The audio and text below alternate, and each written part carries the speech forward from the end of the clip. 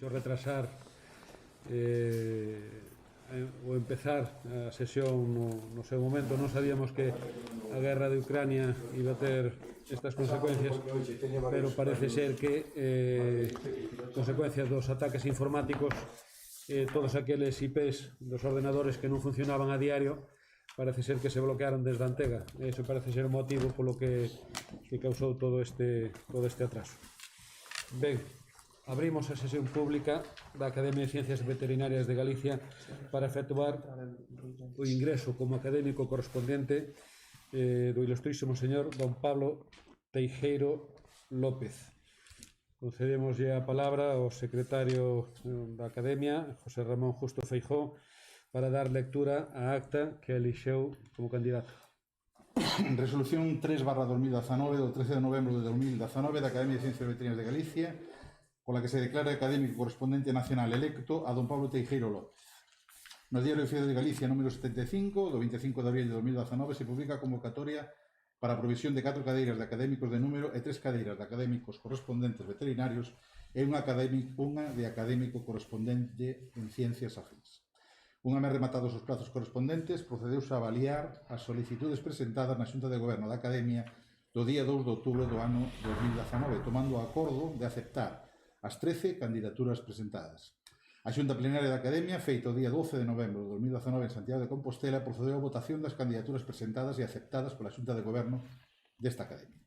Polo que realizado todos os trámites requeridos pola norma regulamentaria e estatutaria da Academia aprobada polo Decreto da Xunta de Galicia 75/2005 do 21 de abril, disponse: artigo único, nomeas a don Pablo Teijeiro López como académico correspondente nacional electo. Disposición derradeira única, deberá ler o seu discurso de ingreso no prazo dun ano desde a data do 13 de novembro de 2019 para proceder á súa investidura, debendo rematar esta, adquirirse como máximo a 2 seccións que figuran no artigo 15 dos Estatutos da Academia, o que se lle comunica os efectos que proceda. Reciba de parte da Academia de Ciencias Veterinarias de Galicia os máis sinceros parabéns. Santiago de Compostela, a 13 de novembro do ano 2019. Moitas gracias. Prégolle aos dous últimos académicos numerarios que acompañen, en este caso, o novo académico.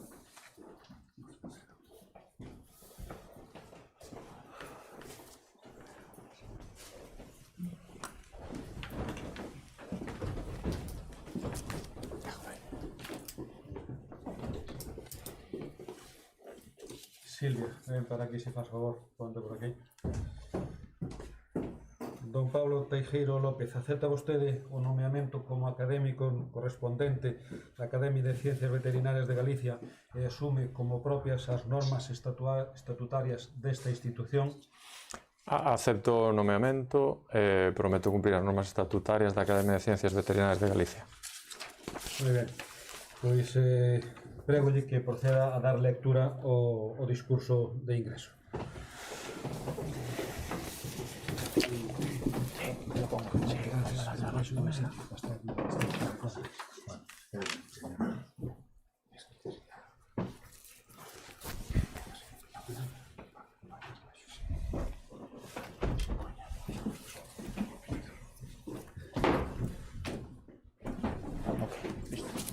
Eso se va a quitar de ahí, la figurita esa de analógico, no sé. Eso se quita en teoría, debería.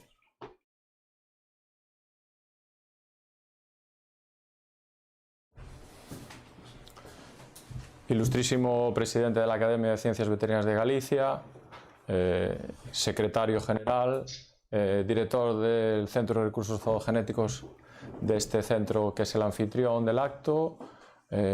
Muchas gracias por el nombramiento, la aceptación. Es un honor para mí entrar en la Academia de Ciencias Veterinarias de Galicia y gracias a los asistentes, obviamente mención especial a mi familia y a todos los compañeros y amigos que han tenido la delicadeza de venir al acto en sí.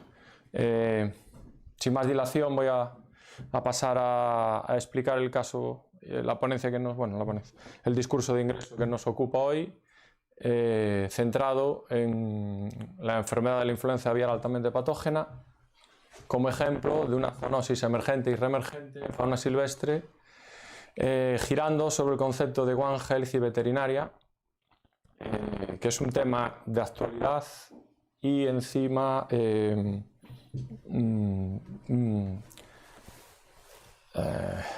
encima es un tema que a mí me interesa especialmente porque se trata de aves y fauna silvestre y creo que es un ejemplo desde hace muchos años, tanto para la profesión como para el concepto de One Health, que nos viene muy bien para explicar estos conceptos. Y sin más, perdonando el retraso, bien.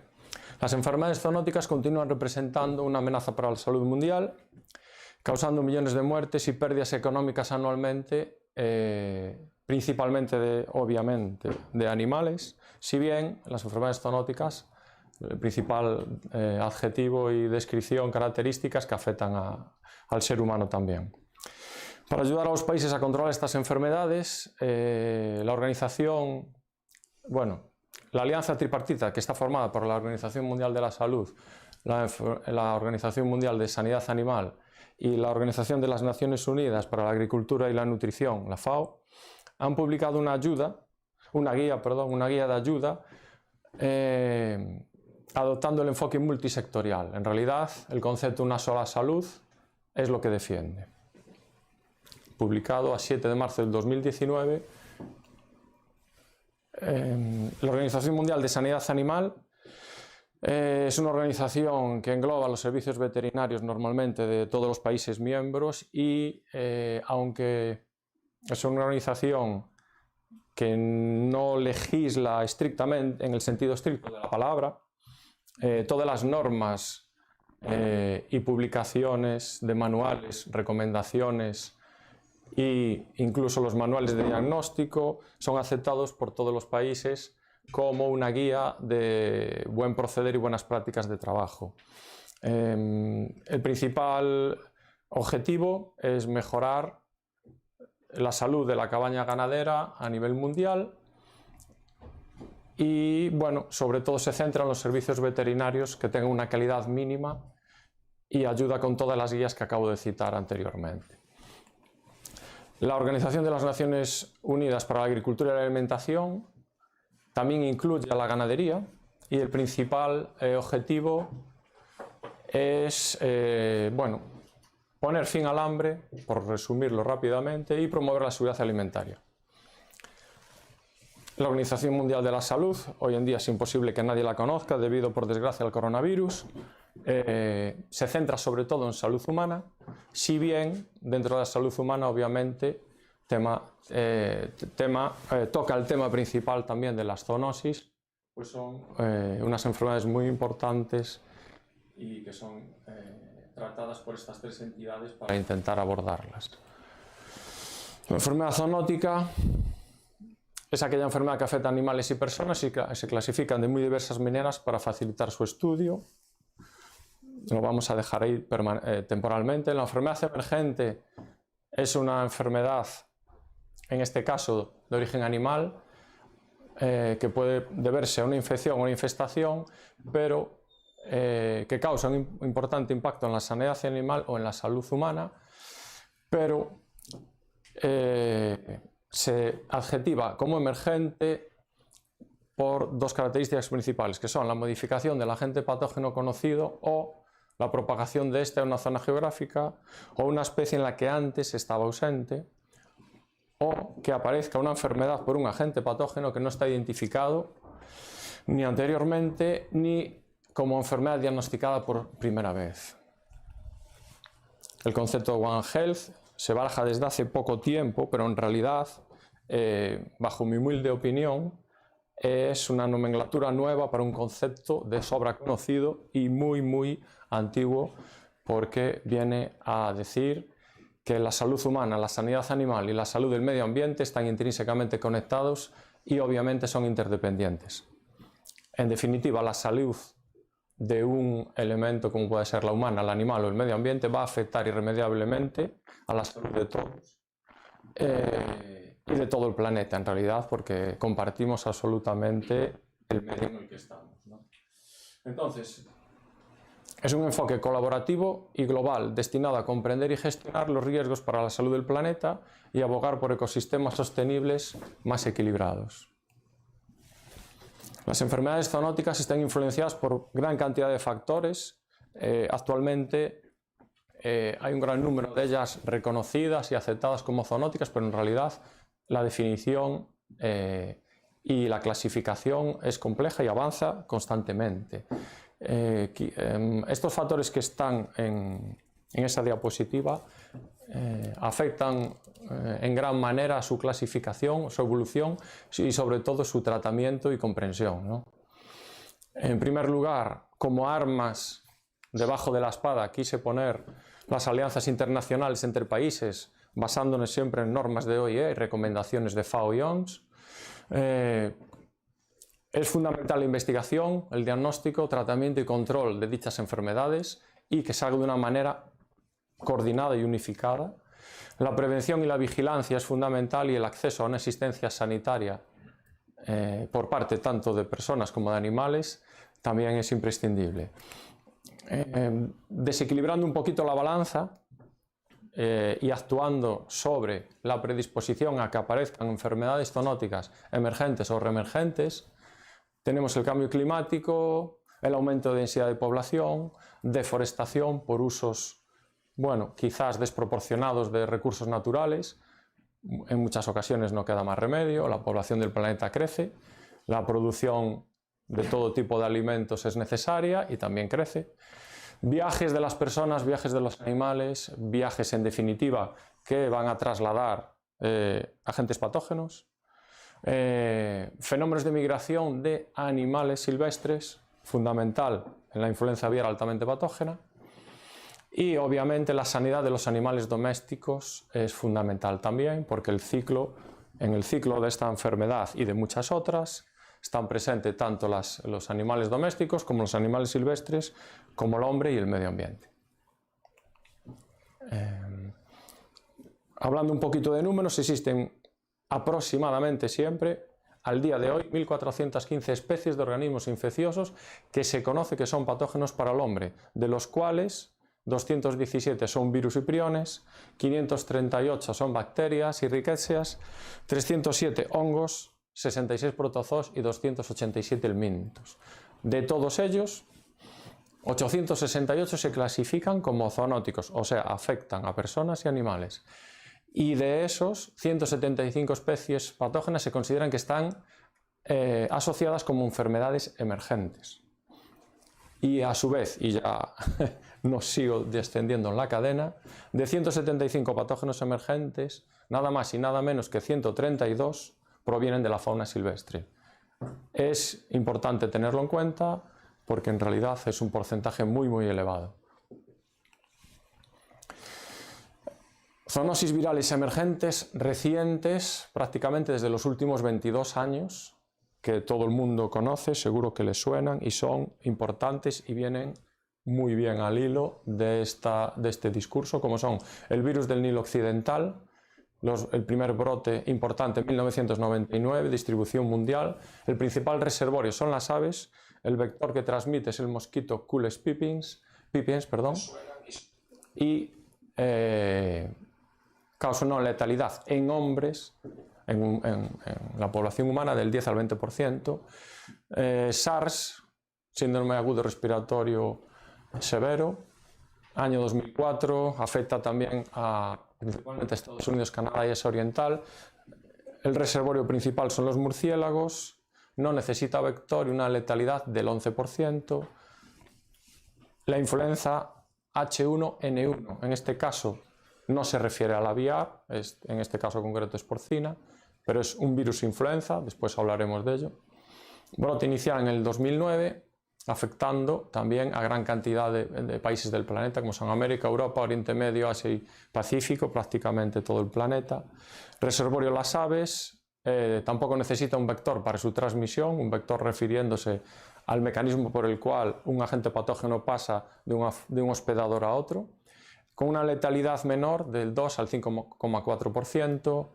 MERS, síndrome respiratorio de Oriente Medio,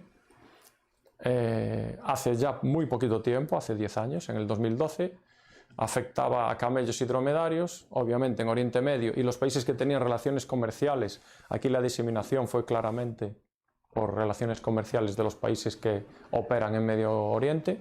No necesita un vector, una letalidad importante del 35% de personas afectadas. Como curiosidad, desapareció de manera prácticamente natural.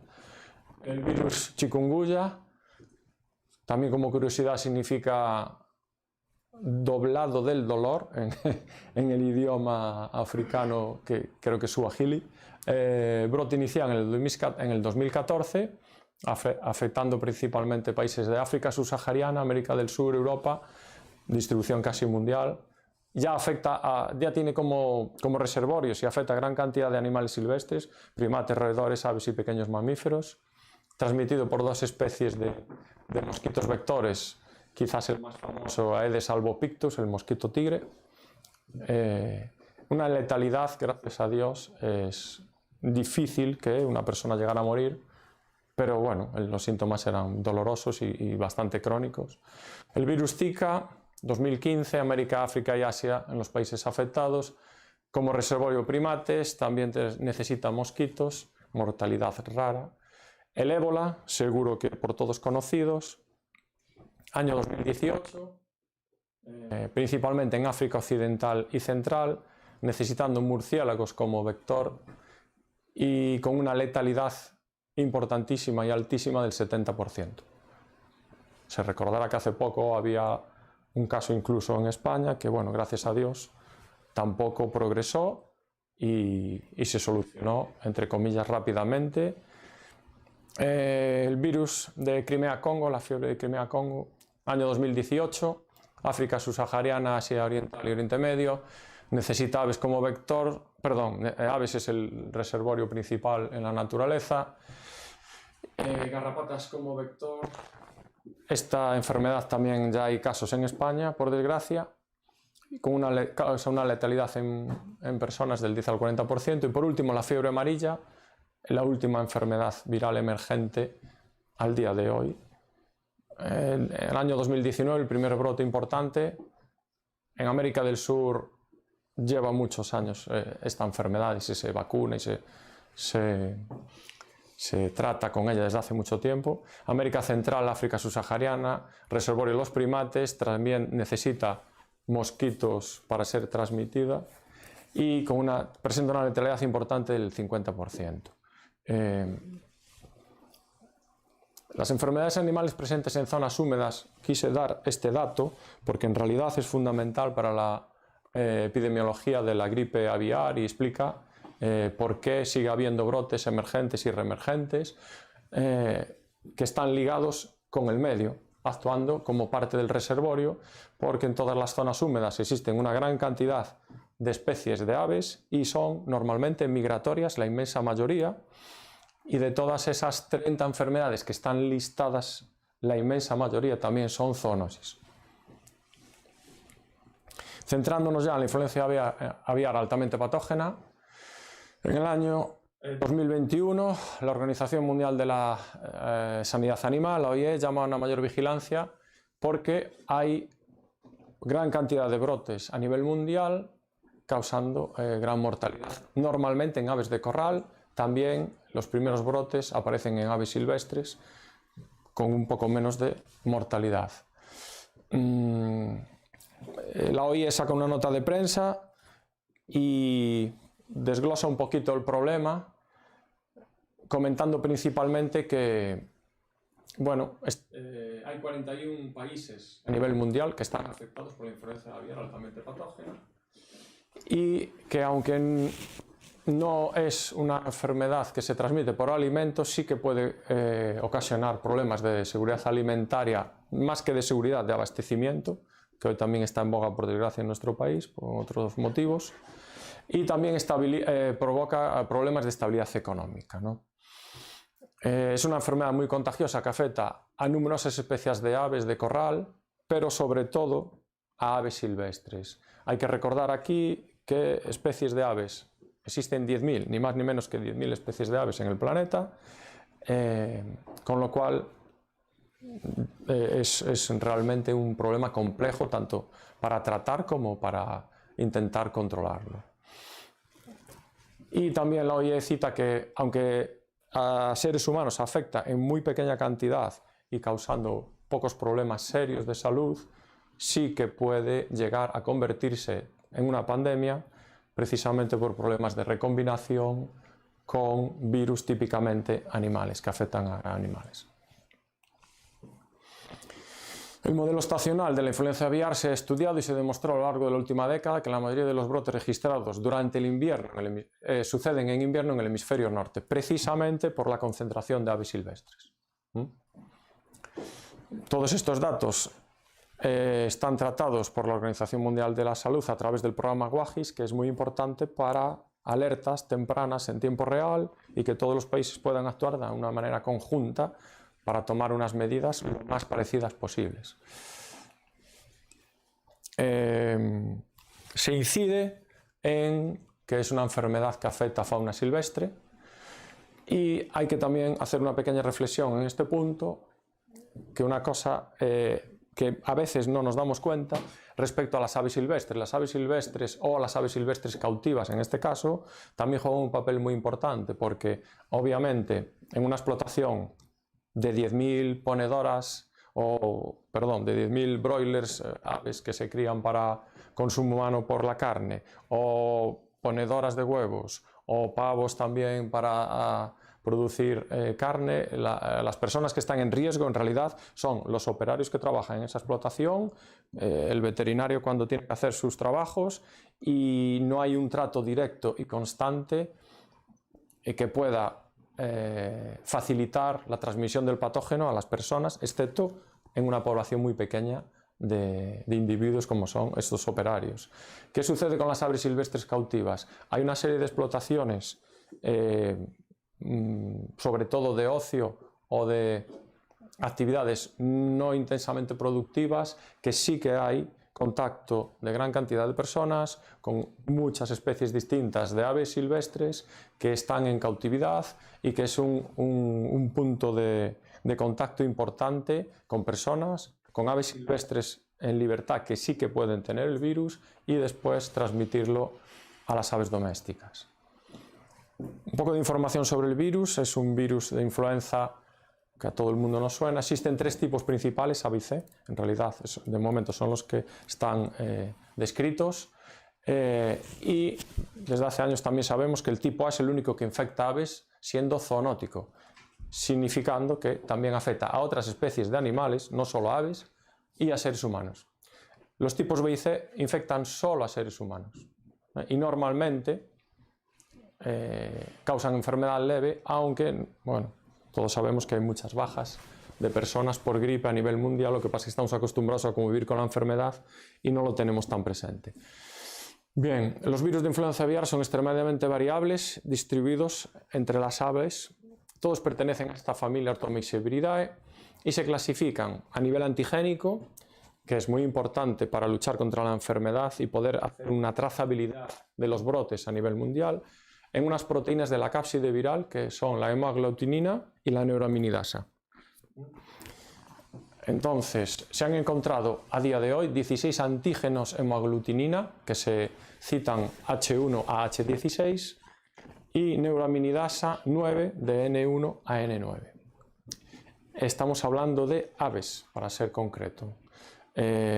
Y también quiero aprovechar este dato para citar que en todas las aves migratorias, acuáticas y limícolas se han encontrado esos 16 antígenos distintos de hemaglutinina y esos 9 antígenos distintos de neuraminidasa. Multiplicando 16 por 9, si no lo hago mal, son 144 posibilidades distintas, antigénicamente hablando, de virus que pueden afectar a esas aves. Con lo cual, es otro problema añadido. Dividimos también según afecte en mayor o menor medida la salud de las aves. Puede ser de baja patogenicidad o de alta patogenicidad. La baja obviamente causa una enfermedad leve, a menudo desapercibida o incluso sin síntomas clínicos. Y la de alta patogenicidad, obviamente síntomas clínicos y baja importante de muchos individuos de las aves. Bien, los principales a día de hoy que están descritos son los subtipos H5 y H7 como extremadamente patógenos, o sea, altamente patógenos para aves, principalmente en aves de granja, pollos, pavos y en mucha menor medida anátidas. Diferenciación, mutación y recombinación de cepas, para tener presente que es la principal medio en el cual el virus constantemente está intentando evadir la respuesta inmune de las aves y de otros animales a los que afecta y ser infectivo, en mayor o menor medida patógeno, que al virus en realidad no le interesa ser muy patógeno porque se puede llegar a extinguir un subtipo determinado. Bueno, los dos principales caminos de variación son la mutación y la recombinación genética.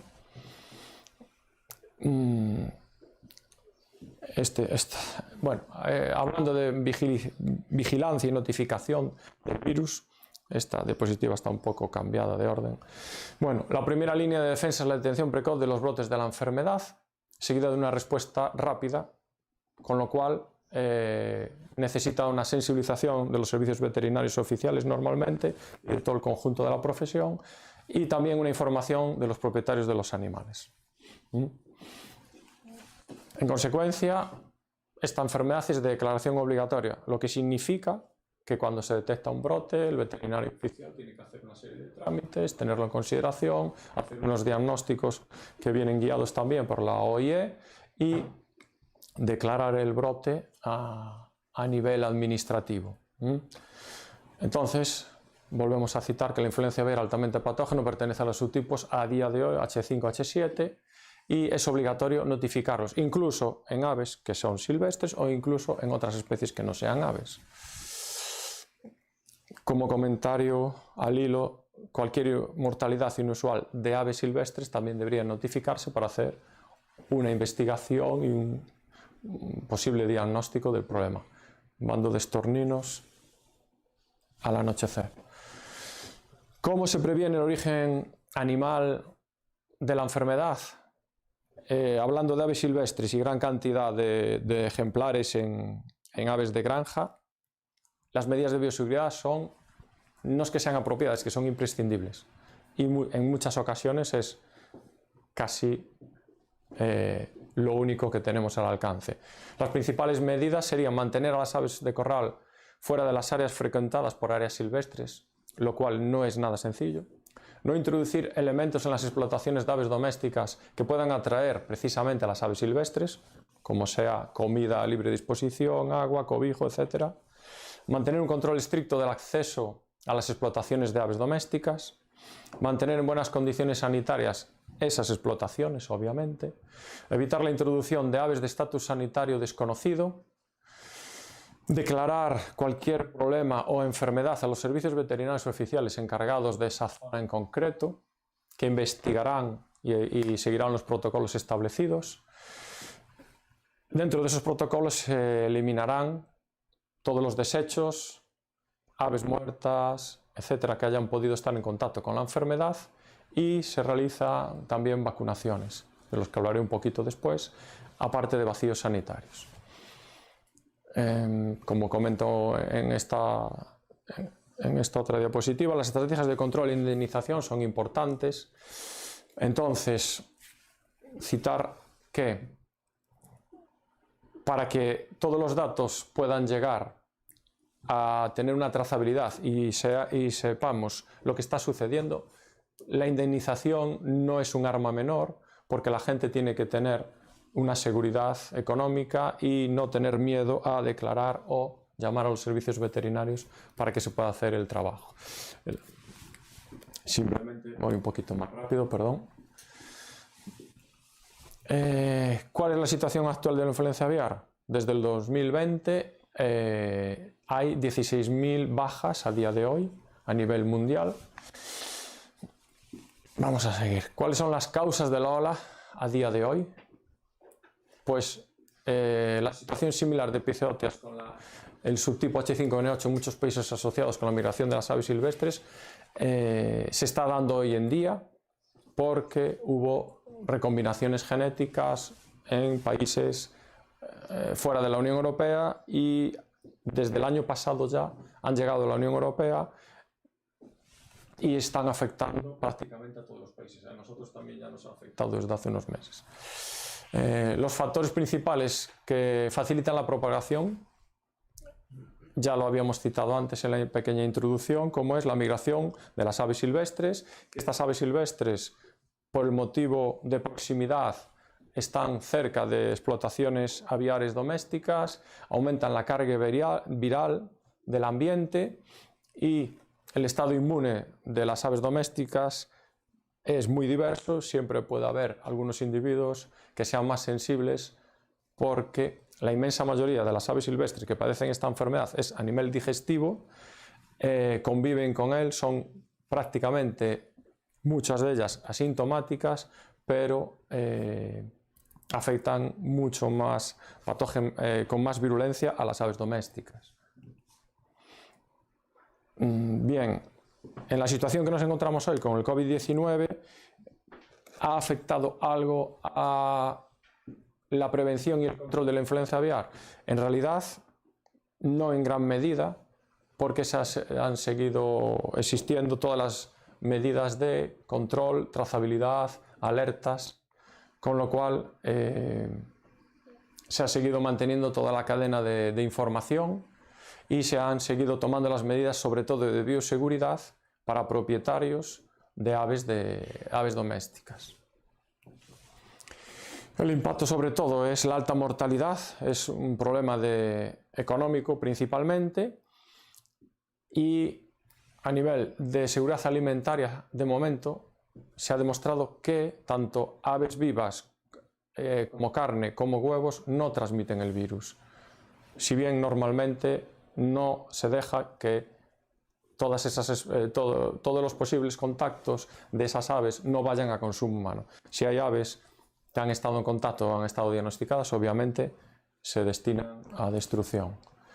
¿Cuál es el riesgo de la influenza aviar para la salud humana? Bien, no hay una evidencia que sugiera que se hayan producido infecciones humanas graves o transmisión del virus de la influenza aviar de persona a persona, pero en realidad el problema principal es que esto sí que puede suceder, sobre todo por recombinación. Ha habido pandemias de influenza que han afectado a las personas, por todos conocidos la gripe española, que después de numerosas investigaciones y trazabilidades de subtipos por los antígenos neuroaminidasa y hemaglutinina, se ha podido demostrar que han sido recombinaciones de virus que afectaban a cerdos, que han estado en contacto y se han recombinado con virus que ya afectaban a personas. Entonces han ocasionado brotes muy patógenos para las personas. El principal problema es que circula en la naturaleza muchos subtipos distintos de virus, en este caso en aves los 144 subtipos que comentaba antes que podían existir por esas recombinaciones y esa multiplicación de hemaglutininas y neuroaminidasa, y puede haber un salto de especie infectando al hombre y causando enfermedad severa. Las recomendaciones de seguridad alimentaria ya las había citado, son animales que no entran en la cadena de consumo humano, pero gracias a Dios de momento no hay ninguna evidencia de que carne o huevos o productos de aves muertas para la cadena alimentaria puedan ser infectivos para el hombre. Vamos a pasar a vacunación. Uno de los puntos importantes en las estrategias de control suele ser la vacunación. Para no hacer una presentación aún mucho más larga, con que tenemos un pequeño problema de tiempo, citar un punto importante en la vacunación. No se hacen vacunaciones con virus vivo en influenza aviar, precisamente para evitar ese riesgo de recombinación de virus vivo con otras subtipos de influenza aviar, aunque fueran levemente patógenas, o incluso con otros subtipos de influenza que no afecten a las aves, como puedan ser los cerdos, por ejemplo. Entonces es importante que se hagan con una tecnología novedosa, como son las vacunas recombinantes o de subtipos, como vamos a ver ahora.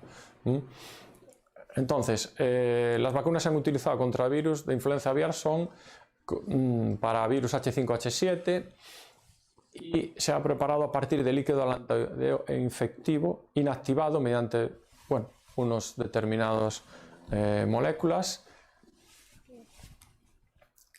excepto que se ha hecho una excepción con aves de corral en el exterior y en aves de zoológico, porque se ha permitido vacunar con subtipo H5N1 de influencia aviar altamente patógena, lo cual se ve a posteriori que ha podido causar también alguno de los brotes que tenemos desde el año 2021. Esta utilización de este tipo de vacuna ha podido ayudar a estos brotes nuevos que hay desde el año pasado, precisamente por recombinación y por servir las aves como reservorio.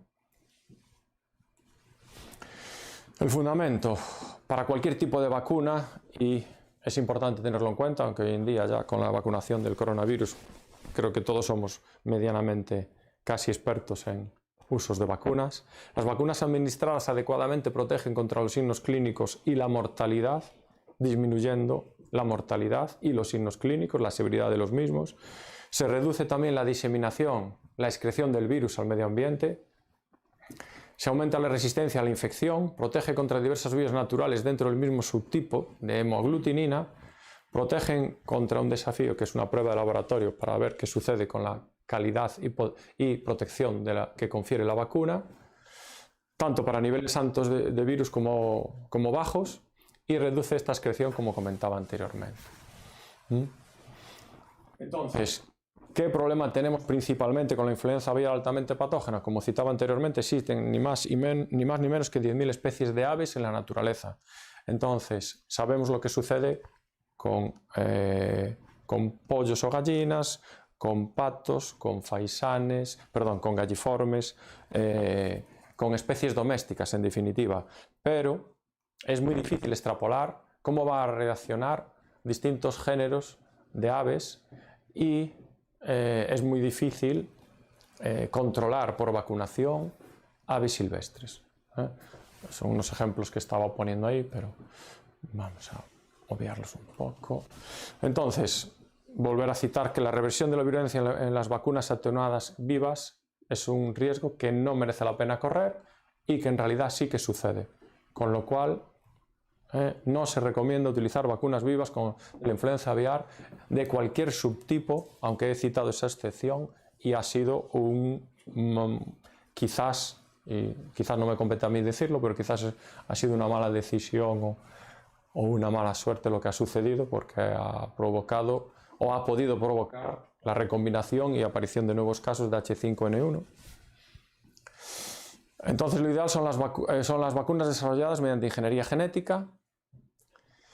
Se utilizan distintos tipos de tecnología, principalmente virus recombinantes que se fabrican en laboratorio desde el buen punto de vista y para un buen uso, utilizando las partes antigénicas que nos interesa del virus campo, recombinados con un virus que no es patógeno para las aves, pero sí es infectivo y sí que tienen cierta protección ya de antemano las aves. Los inconvenientes principales. Las vacunas tienen inconvenientes en el sentido en el que replican de forma poco satisfactoria y proporcionan inmunidad solamente parcial en aquellas aves que ya han sido expuestas al virus vector que utilizamos para que sea recombinante. Entonces la protección quizás no va a ser tan alta como nosotros desearíamos y hay que tenerlo muy presente. Después, los anticuerpos maternales de las aves madre pueden interferir con la respuesta inmune de las aves jóvenes, entonces también es importante saber cuándo se vacuna, a qué edad se vacunan las aves jóvenes. Bien. Además de estas vacunas autorizadas, se han descrito vacunas contra la influenza A, H5 o subtipo H5 y H7 basadas en hemaglutininas, que son el antígeno de superficie que comentábamos antes. Se han utilizado también adenovirus recombinantes, bacterias como Salmonella, baculovirus, vaccinia, virus de leucosis aviar, alfavirus y virus de la laringotraquitis infecciosa para hacer esta recombinación. Y ya para prácticamente acabar con este discurso, existen otras 2 vacunas vectorizadas con virus que contienen insertos de gen de influenza A que codifican para H5, como son herpesvirus de pavo recombinante y virus de la enteritis del pavo. Se ha autorizado en distintos países, se han hecho pruebas, han funcionado bastante bien y bueno, hay que seguir estudiando el caso porque la recombinación está sucediendo constantemente y las especies de aves a tratar son demasiadas para que solo con la vacuna sea suficiente protección. A título informativo, nada más, recordar los últimos 4 casos que hubo hace 3 días. El 21 de marzo la OIE publica un brote en Rumanía, en Albania, en Rusia y en España. En Rumanía, subtipo H5N1, afectando a 6.700 aves de corral que han fallecido. La técnica de laboratorio utilizada bajo criterio OIE es una PCR en tiempo real y un dato que no es menor es la localización del brote, que siempre está relacionado con masas de agua, sean agua continental o océanos. En este caso fue a orillas de un río, en Rumanía. En Albania, el subtipo H5N8 es un virus reemergente porque era una cepa que ya se consideraba erradicada y fue erradicada. Afectó a 2.905 aves de corral y fue localizado el brote a orillas del mar Adriático y también en la desembocadura de un río. En Rusia normalmente es difícil saber el subtipo exacto y las especies de aves. En este caso sabemos que fue un H5 y que murieron 9 pelícanos cejudos, que es la fotografía que está ahí abajo, de Pelecanus crispus, en una localidad a orillas del mar Caspio. Y en España, en el Parque Natural del Soto, en Móstoles, han fallecido 90 ocas, 5 gansos del Nilo y un ánade real. Como conclusión general de esta exposición, quiero hacer como mías, como propias, las palabras de una veterinaria que se llama Sarah Cleveland, del Instituto de Medicina Comparativa y Sanidad Animal de la Facultad de Medicina Veterinaria de Glasgow, en Inglaterra, en unas jornadas científicas de la FAO sobre sanidad, animales y medio ambiente. En realidad, concepto One Health, donde cita que el papel de los veterinarios en aspectos sanitarios de fauna silvestre es diverso y está en proceso de expansión. Los programas de control de animales domésticos tienen el mayor potencial directo e indirecto para beneficiar tanto a la conservación de especies animales como a su manejo en zonas de especies protegidas. Es importante citarlo porque no hablé tampoco de este concepto. Y los animales de granja sanos pueden contribuir a la integración y a la supervivencia de muchos ecosistemas. Y quiero, si se me permite, volver a repetirlo porque también hay ideas que circulan a nivel social sobre diversos ataques quizás poco fundados de explotaciones animales que pueden interferir más o menos en salud humana o en salud del medio ambiente. Obviamente, en un planeta que es el que tenemos y que está todo interrelacionado, claro que nos afecta todo, pero siguiendo unas medidas adecuadas y obviamente utilizando la ciencia, ya no voy a decir solo a los veterinarios porque es de lo que nos trata la charla de hoy, los animales de granja sanos pueden contribuir a la integración y a la supervivencia de muchos ecosistemas. En esos ecosistemas vive el hombre, viven especies silvestres protegidas, viven especies silvestres que no están protegidas y viven especies domésticas. Entonces, el concepto One Health es quizás, con todos mis respetos, una palabra quizás muy moderna, pero un concepto que siempre se ha manejado y en especial que ha manejado la profesión veterinaria. Muchas gracias por la atención. Siento los pequeños inconvenientes de tiempo y de premura en exponer el tema. Gracias de nuevo a la academia, a todos los asistentes, familia, amigos y muchas gracias por todo.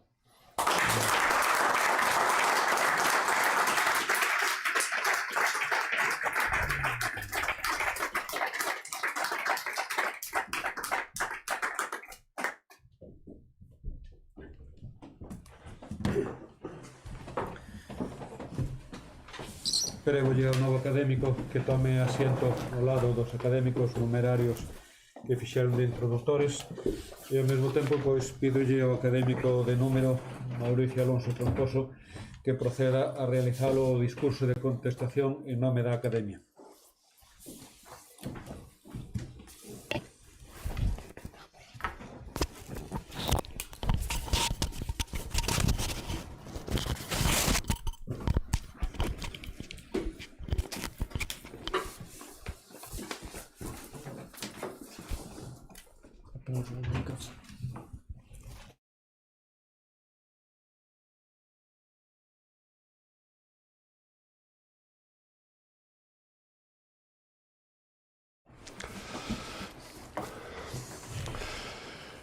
Laudatio e contestación ao discurso polo académico de número Mauricio Alonso Troncoso. Excelentísimo señor presidente da Academia de Ciencias Veterinarias de Galicia. Excelentísimos e ilustrísimos señoras e señores académicos. Excelentísimas e ilustrísimas autoridades. Ilustres compañeiros e compañeiras. Queridos amigos todos, señoras e señores. Quero, antes de nada, agradecer á Academia o poder contestar o discurso de ingreso e manifestar a miña satisfacción á incorporación do novo académico correspondente, don Pablo Teijeiro López, por toda a súa traxectoria vital durante anos na liña elixida da actuación profesional veterinaria, vinculada coa fauna silvestre en xeral e coas especies de aves rapaces e exóticas en particular. Permítanme felicitar o novo académico correspondente da Academia de Ciencias Veterinarias de Galicia polo seu acertado, ilustrativo e esclarecedor discurso de ingreso. No meu caso, coñecín a Pablo fai máis de 20 anos, cando eu traballaba en Lugo no Servicio de Sanidade e Produción Animal, e dada a miña afección á natureza e aos cans nórdicos, xa que posuía un samolledo, contactei cun grupo de aficionados moi entusiastas que adestraba con estes cans, agrupados baixo a dirección e coordinación de Pablo, cos que puiden iniciarme e compartir algunha experiencia probando o can tirando da bicicleta en lugar da zorra pola falta de neve. Desgraciadamente tive en poucas ocasións de gozar destes adestramentos e saídas. Resulta unha gran responsabilidade e dificultade resumir o currículo do recipiendario na súa trayectoria vital e profesional, non obstante, intentarémolo. Pablo naceu en 1970 en Lugo, sendo o máis pequeno dunha familia de 4 irmáns, 3 homes e unha muller, Luís, Lucía, Andrés e Pablo. A súa nai, Celsa López Cornejo, vive emborcada na súa familia e na crianza dos seus fillos, cunha gran sensibilidade pola arte, en particular a música e a pintura, e con especial dedicación á escritura realizando publicacións en prosa e verso. O seu pai, José Ramón Teijeiro Sande, é perito industrial mecánico e químico, sendo profesor de formación profesional e catedrático de tecnoloxía do metal, ademais de director de diversos institutos e outros cargos directivos. Ambos os proxenitores afeccionados á arte, á lectura, á fotografía, á natureza e ás viaxes. En 1973, por motivos profesionais paternos, trasládanse a Coruña, pero iso non impide que ás fins de semana a familia viaxe de volta a Lugo, onde se atopan as avoas e o resto da familia. Aproveitando tamén para coñecer innumerables aldeas, povos e vilas, partindo sempre dende a casa familiar dos antepasados paternos en Vilanova, a 4 km do centro de Lugo, familiarizándose todos os irmáns coa realización dos labores propios de actividades rurais típicas do agro e de mantenimento da mesma. Realiza os estudios de EXB no Colexio Público Concepción Arenal e no Instituto de Monelos na Coruña, do mesmo xeito que os seus irmáns.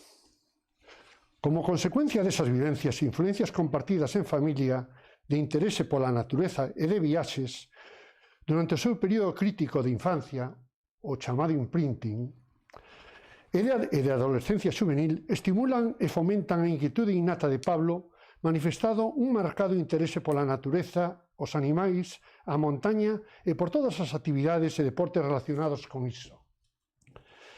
Sendo fomentada esta inquietude polos seus pais, xa desde os 8 anos, con múltiples viaxes e excursións de visita e o camping en Galicia e en picos de Europa, sendo moi frecuentes as visitas á montaña lucense dos Ancares para gozar da neve. Do mesmo xeito que nos pasou a moitos de nós e ás novas xeracións dos anos 1962 a 1980, Félix Rodríguez de la Fuente marcou un fito e revolucionou en xeral a mentalidade e a sensibilidade da poboación española, educando no respecto e protección da natureza e da conservación da vida salvaxe, sendo un referente para moitos de nós. De igual maneira, o programa documental do Home e a Terra de Félix Rodríguez de la Fuente é o detonante definitivo de Pablo polo amor polos animais e o que canalizará o seu futuro profesional, centrando especialmente a súa atención en dúas disciplinas relacionadas coa interacción home-animal, como son a cetrería, o adestramento de aves de presa para a caza silvestre, recuperada esta arte por Félix dos tratados da Idade Media en España, o libro da caza das aves de Pedro López de Ayala e o libro da caza de don Juan Manuel, e, doutra banda, o emprego de cans de zorra como medio de transporte e, máis recentemente, como especialidade deportiva, muxing. A resultas de todo iso, en 1984, ingresa como membro no Grupo Scout Hércules 283 da Coruña para seguir realizando actividades da natureza, con gran cantidade de excursións e viaxes pola xeografía galega, española e europea, visitando moitas zonas e montañas, destacando os Alpes suizos en 1987 e Xénova en 1988.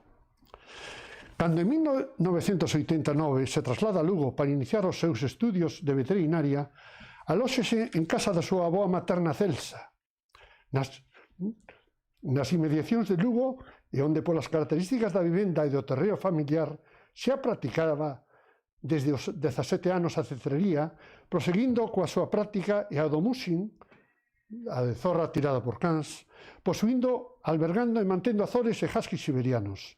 Como consecuencia diso, funda e preside durante anos a Asociación Galega dos Cans de Zorra e Tiro, a Gacet, sendo actualmente presidente honorífico. Neste período, esta asociación organiza 4 edicións da travesía do Camiño de Santiago con cans de zorra que percorre o tramo galego no devandito camiño ata Santiago de Compostela en 4 días de peregrinación. Compaxina os seus estudos coas actividades deportivas en diversas ligas universitarias como baloncesto, squash, fútbol. A día de hoxe, aínda segue practicando deporte de competición en triatlón, distancia Ironman e carreiras por montaña en distancia ultra e de 100 millas. Compaxinando coa práctica do muxing e a cetrería, contando cun tiro de 7 huskies siberianos e aves de presa, así como montañismo de nivel medio e viaxa aos Ancares todos os anos. Durante os seus estudos na Facultade de Veterinaria de Lugo, ao longo de 5 cursos académicos, é alumno interno na unidade docente de Patoloxía Cirúrxica e Cirurxía, onde realiza traballos con fauna silvestre e, en especial, aves de presa, posuindo 3 certificados, de 1993 a 1996.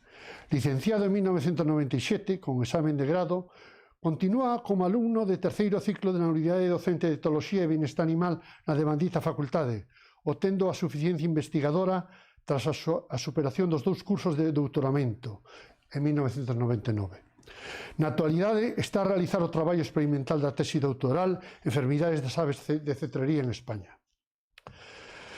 Tras a súa graduación, fixo múltiples sustitucións de veterinarios oficiais de curta duración, tanto na Consellería do Medio Rural como de Sanidade, Matadoiros.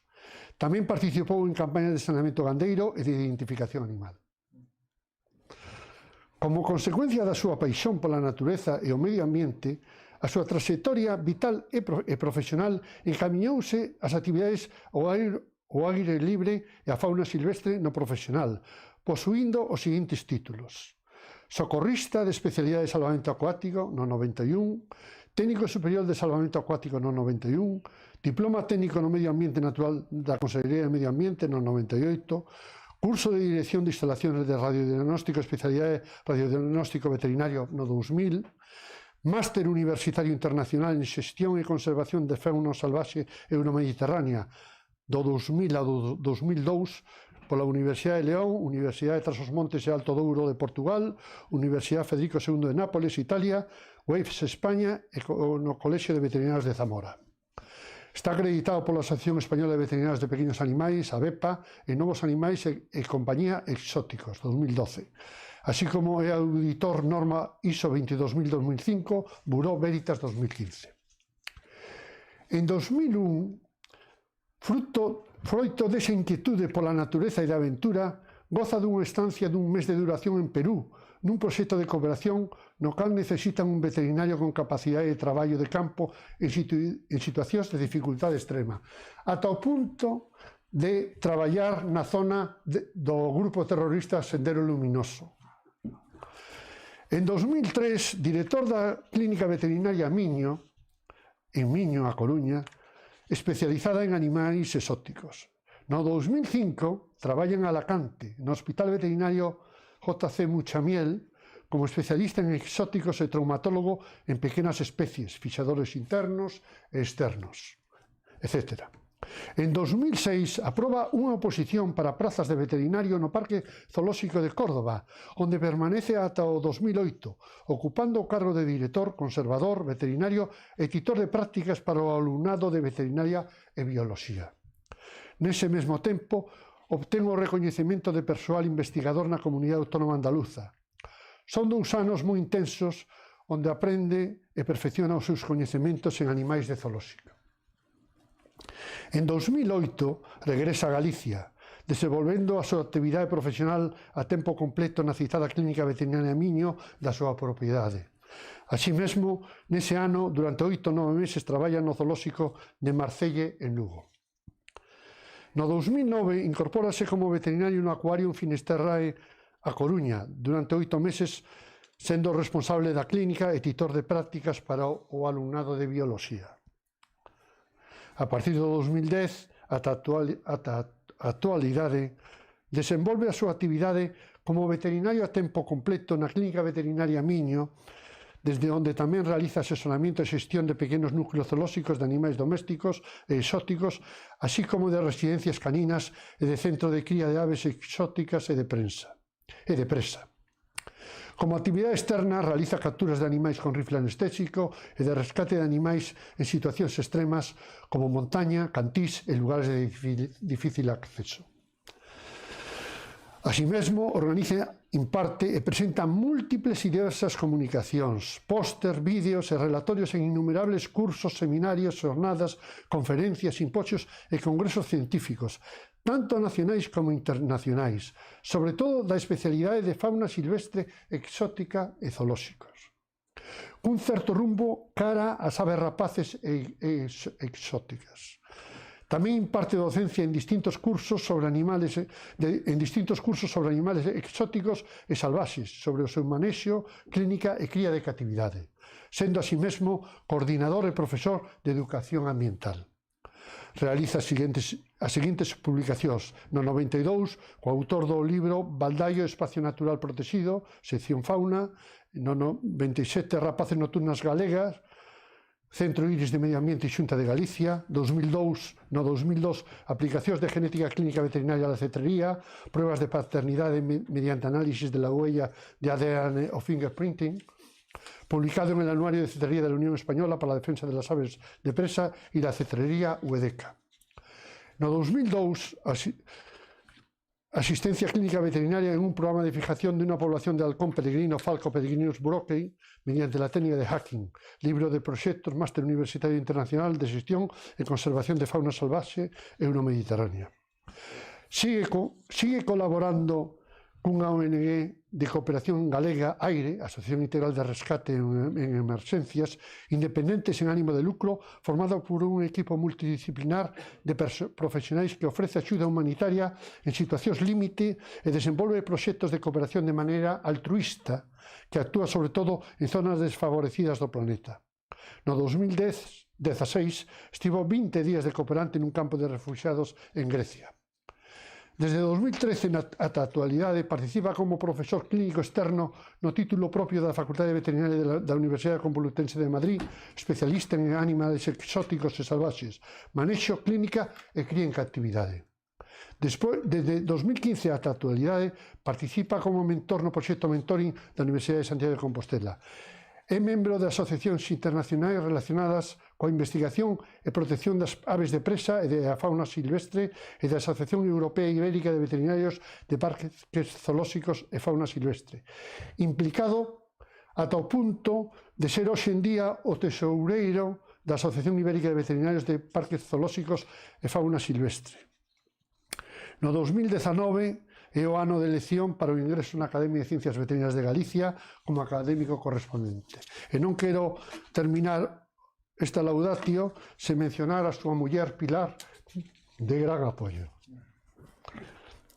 En relación á conferencia impartida hoxe polo recipiendiario Zoonosis emerxentes e reemerxentes na fauna silvestre, concepto One Health e veterinaria, o exemplo da influencia aviar altamente patóxena, reitero a miña felicitación ao novo académico correspondente polo seu esclarecedor discurso de ingreso e debo indicar o moi acertado do mesmo, polo indubidable risco potencial da influencia aviaria altamente patóxena e a gran importancia que trañan as zoonoses, de gran actualidade pola pandemia do SARS-CoV-2 e a relevancia de poñer o foco na urxente necesidade de implementar o concepto de One Health, unha soa saúde.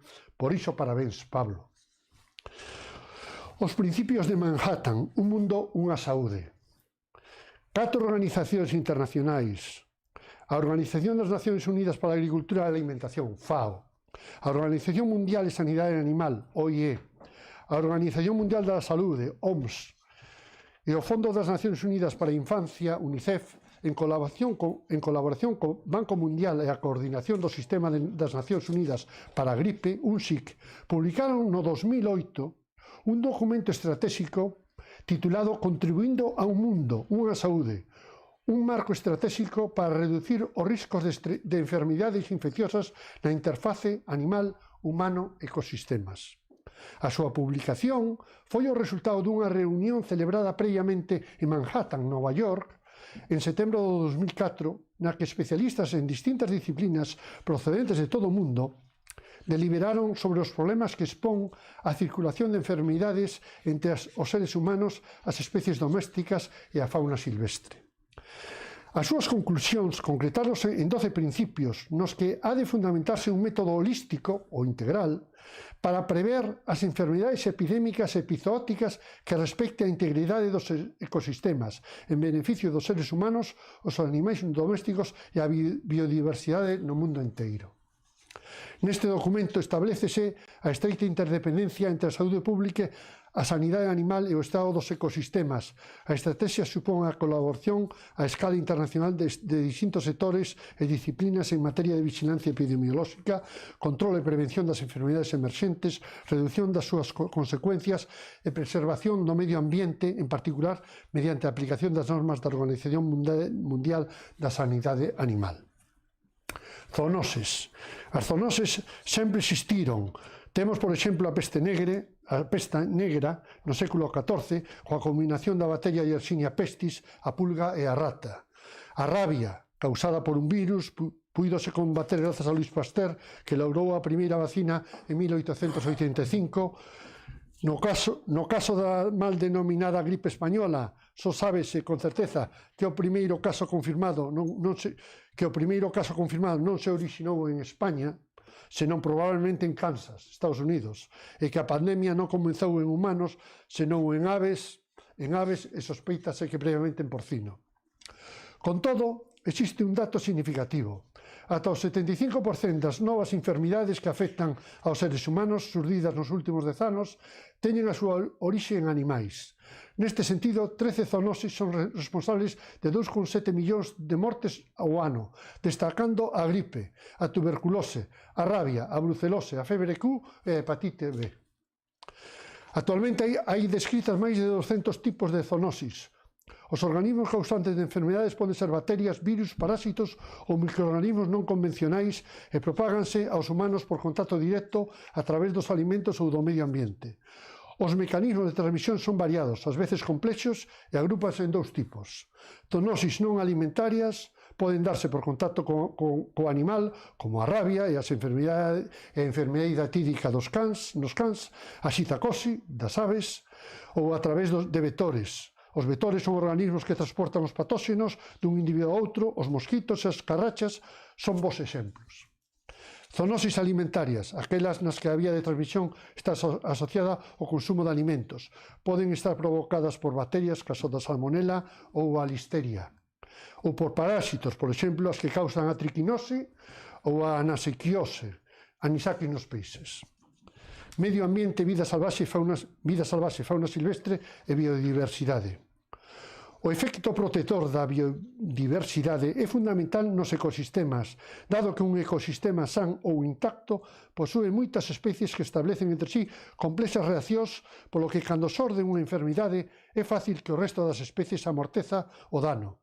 É o que se denomina o efecto protector da biodiversidade por dilución. A perda de hábitat produce, por exemplo, o desplazamento das poboacións naturais, aumentando o contacto entre animais silvestres, domésticos e humanos, surdindo así o traspaso de patóxenos entre estes grupos. En canto ao cambio climático, proxétase que eventos extremos como os ciclóns, as secas e incendios incrementarán o movimento e a mortalidade de especies, sen esquecer o desxeo das zonas como o Ártico, que está a expoñer a patóxenos antes conxelados. Súmase a isto o estrés e as malas condicións de vida que xeran un escenario propicio para as enfermidades. A devastación da natureza aumenta o risco de epidemias e pandemias. Os humanos tamén estamos a facilitar directa e indirectamente a propagación de enfermidades dentro da fauna silvestre. Dese xeito, os animais salvaxes non só confróntase a un adverso cóctel como a destrucción do seu hábitat, o cambio climático ou a contaminación, senón tamén as infeccións que se erixen hoxe en día como unha crecente e inusitada ameaza.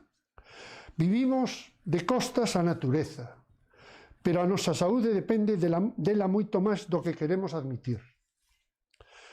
Todo está interrelacionado. O concepto ou enfoque One Health, unha soa saúde, trátase dunha estrategia conxunta de aproximación da saúde humana, animal e ambiental, un instrumento de encontro e traballo conxunto entre disciplinas moi distanciadas na práctica, a pesar de compartir unha ampla base de coñecementos, bioquímica, fisioloxía, microbioloxía, estatística, etc., implica a colaboración de múltiples profesións de ciencias da saúde xunto coas súas disciplinas e institucións relacionadas.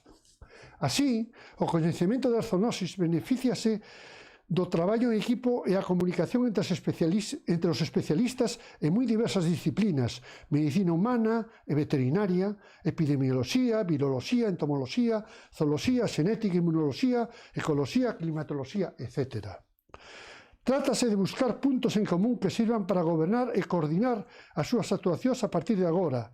Estes individuos, de moi diversa procedencia e con diferentes formacións, conformando esta comunidade de científicos ambientais, físicos, enxeñeiros, biólogos, economistas, xeógrafos, sociólogos, etc., e profesionais da saúde, traballando conxuntamente de forma multidisciplinar e interdisciplinar, lograrán que este enfoque One Health reciba a atención necesaria mediante o traballo en equipo e a transmisión de coñecementos.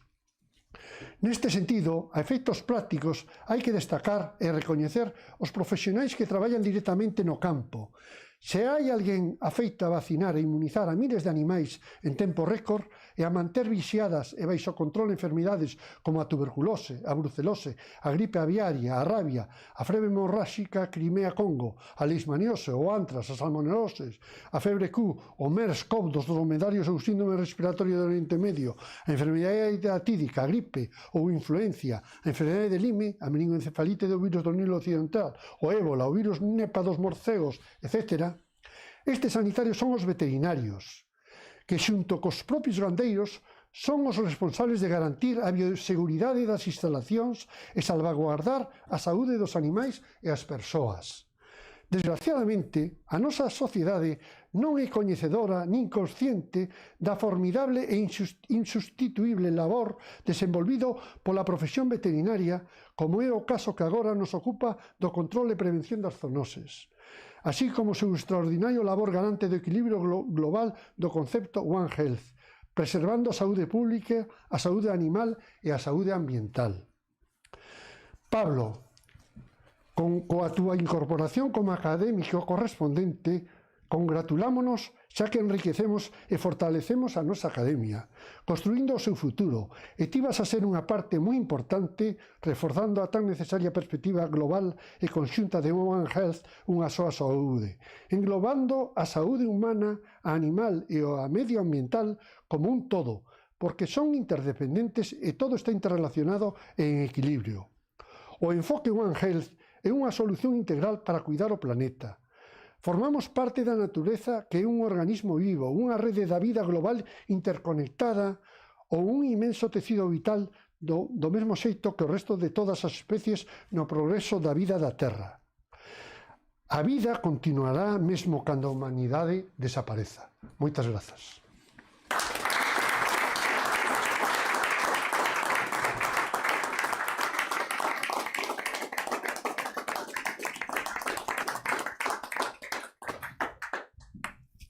Prego aos dous académicos do vicio que acompañen a Pablo a mesa.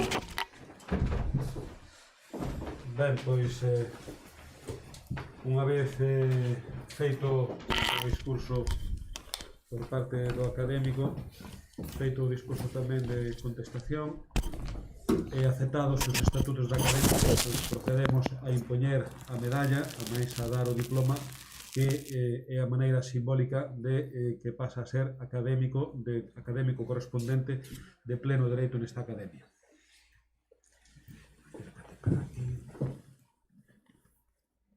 Así.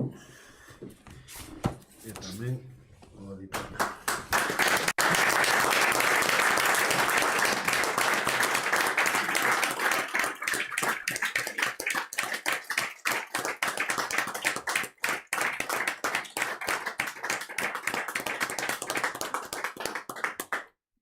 Mira, pode sentarse.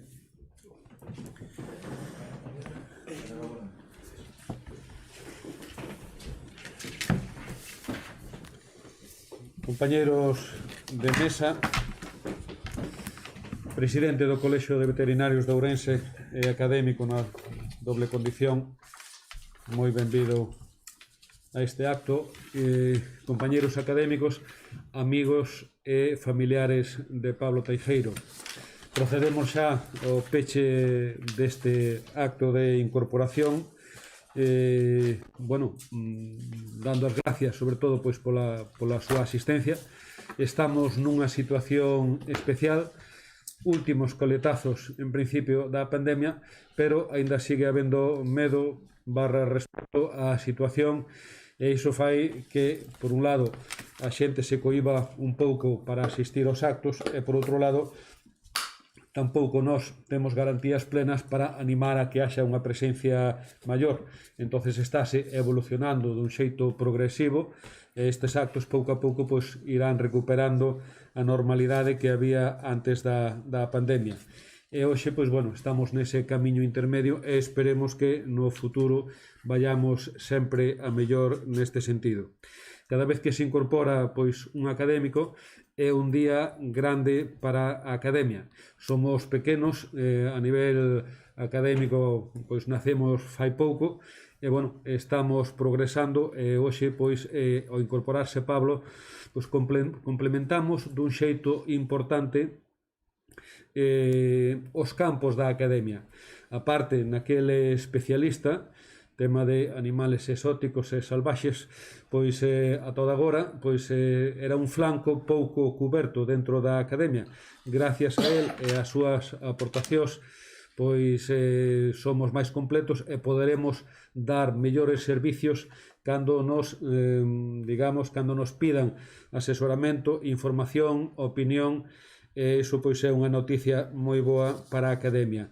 Esperamos que te sintas moi a gusto dentro dela. O que si che pedimos é que sexas proactivo nesta situación non esperes a que os compañeiros ou a situación pois a veces che vaya a pedir cousas. Cando ti vexas que hai algo no que podemos ser útil a través da academia á sociedade, actúa directamente, planteas as situacións e en principio como académicos pois estamos para apoiar todas aquelas iniciativas que vayan neses fins por os que foi creado pois a academia. Ben, a nivel da academia continuaremos coas incorporacións. En principio, como estaba previsto, vai haber unha charla o día 7, unha videoconferencia da profesora Cristina Castillo, e despois seguiremos, se non hai novas situacións que o impidan, pois ao ritmo de unha incorporación cada mes. Esperemos que non haxa máis retrasos como houve hasta ahora pois por esas circunstancias, e esperemos que nos vaya ben a todos. Así que, estimado Pablo, pois como presidente da Academia de Ciencias Veterinarias, en nome propio e en nome de todos os seus académicos, os meus parabéns, e recibe a máis calurosa benvida dentro do seo da Academia e concretamente na sección de Medicina Veterinaria. Así que moitas gracias a todos pola súa asistencia. Procedemos a levantar a sesión. Por gentileza de Pablo, a continuación, despois, nun bar cercano, pois teremos un viño onde podremos conversar tamén un pouquiño. Gracias a todos e levántase a sesión. Gracias.